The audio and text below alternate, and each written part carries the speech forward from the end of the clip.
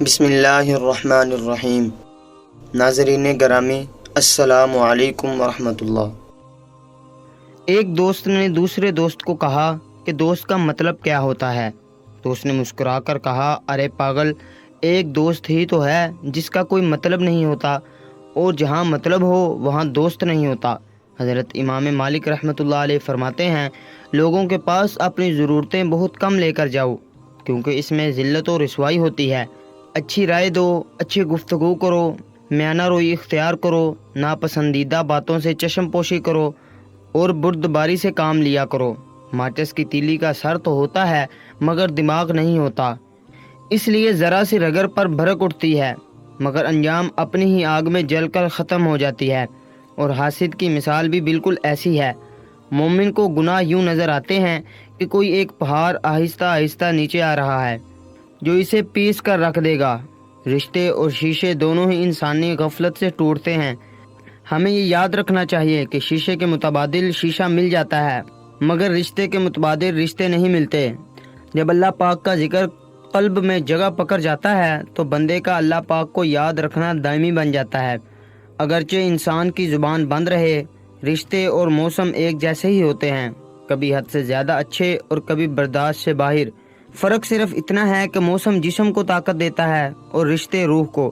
ہر شخص وہاں تک اچھا اور وفادار ہوتا ہے جہاں تک اس کو تکلیف نہیں ہو رہی ہوتی۔ تعلقات میں جو شخص آپ کو چاہنے کا دعویٰ کرتا ہے، کبھی بھی اس کے مزاج کے برعکس گفتگو کر کے دیکھیے وہ کس حد تک جاتا ہے۔ 90% لوگ آپ کا لحاظ نہیں کریں گے۔ لوگ تو باتوں کی حد تک چاہت رکھتے ہیں بس۔ رشتوں کا ایک روپ مطلب پرستی ہے۔ کٹ پتلی کی طرح جی حضوری کرتے رہو تو بس ٹھیک، ورنہ لوگوں کی اصلیت نظر آنے لگتی ہے اور رشتوں کا سب بھرم کھل جاتا ہے۔ جب آخرت کو دنیا پر مقدم کر دو گے تو دونوں میں فائدہ حاصل کر لو گے، لیکن اگر دنیا کو آخرت پر مقدم کر دیا تو دونوں میں ہی نقصان اٹھاؤ گے۔ دوستی اور رشتوں کی گہرائی کا حساس الفاظ سے نہیں بلکہ برتاؤ اور رویے سے ہوتا ہے۔ جب تک تم مخلوق کے ادب کا خیال نہیں رکھو گے، خالق کے ساتھ ادب کا دعویٰ غلط ہوگا، اور مصیبتوں کو چھپاؤ گے تو قرب حق کا نصیب ہوگا۔ ہم نفرتوں کے اس قدر عادی ہو چکے ہیں کہ محبت بانٹنے والوں کو بھی شک کی نگاہ سے دیکھتے ہیں۔ مجھے اس شخص پر تعجب ہے کہ جو لوگوں کی عیب جوئی میں مشغول ہے اور اپنے عیبوں سے غافل ہے۔ وقت اچھا ہو یا برا گزر ہی جاتا ہے، لیکن باتیں اور لوگ انسان کو ہمیشہ یاد رہتے ہیں۔ نہ ہی کسی کی محبت میں جلدی کرو، نہ ہی عداوت اور نفرت میں عجلت سے کام لیا کرو۔ دولت حاصل کرو مگر وہ تمہارے ہاتھ میں رہے، دل پر قبضہ نہ کرنے پائے۔ قدر تو وہ ہی ہوتی ہے جو کسی کی موجودگی میں ہو، جو کسی کے بعد ہو اسے قدر نہیں صرف پچھتاوا کہتے ہیں۔ تمام لوگوں میں نیک کام پر سب سے زیادہ قادر وہ انسان ہے جس کو کبھی غصہ نہ آئے۔ محبتیں اور خوشیاں بانٹتے رہا کیجیے، کیونکہ جس کنویں سے لوگ پانی بھرنا چھوڑ دیں وہ سوکھ جاتا ہے۔ احمق انسان ہمیشہ محتاج رہتا ہے، عقل مند انسان ہمیشہ غنی رہتا ہے، اور لالچی انسان ہمیشہ ذلت میں گرفتار رہتا ہے۔ ضروریات ان کو کہتے ہیں جن کو پورا کیے بغیر جینا مشکل ہوتا ہے، اور خواہشات ان کو کہتے ہیں جن کو پورا کرنے کے چکر میں جینا مشکل ہو جاتا ہے۔ جو شخص اعتدال سے خرچ کرتا ہے تنگ دست نہیں ہوتا، اور لالچی آدمی ذلت کی زنجیروں میں جکڑا رہتا ہے۔ طاقتور کا نقصان نہ کیجیے، وہ آپ کی دنیا خطرے میں ڈال دے گا، اور کمزور کا نقصان نہ کیجیے، وہ آپ کی آخرت کو خطرے میں ڈال دے گا۔ جب تم جان لو کہ تم حق پر ہو تو پھر نہ جان کی پرواہ کرو اور نہ مال کی۔ جس چیز کو تم نہیں سمجھ سکتے ہو اور نہ ہی حاصل کر سکتے ہو تو پھر اس کے در پہ کیوں ہوتے ہو؟ ہر چیز کا صدقہ ہوتا ہے، اور عقل کا صدقہ یہ ہے کہ جاہل کی بات سن کر برداشت کرنا۔ تمہاری عمر گھٹتی جا رہی ہے، اس لیے جو کچھ تمہارے ہاتھ میں ہے اس سے کسی کی مدد کر جاؤ۔ بہترین سکون یہ ہے کہ خدا کی اطاعت پر خوش رہو، اور عظمت و بزرگی کا بہترین ذریعہ سخاوت اور نیک عمل ہے۔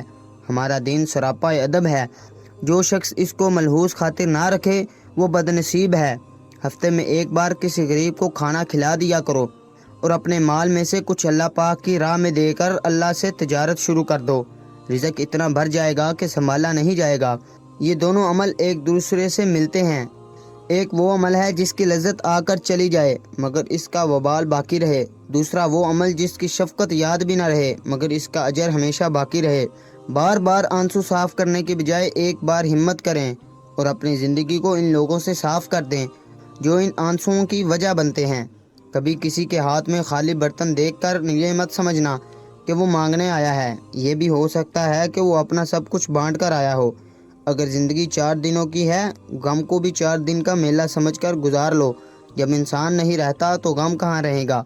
اگر زندگی میں ساتھ چلنے والے لوگ مخلص ہوں تو برے سے برے وقت سے بھی لطف اٹھایا جا سکتا ہے۔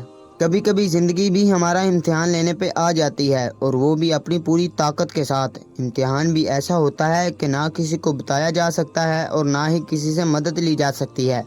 اگر آپ کو میری یہ ویڈیو اچھی لگی ہو تو میرے اس چینل وظیفہ ٹائم کو سبسکرائب کر دیں اور بیل آئیکن کو دبا دیں تاکہ مزید آنے والی ویڈیو آپ کو بر وقت مل سکیں۔ شکریہ۔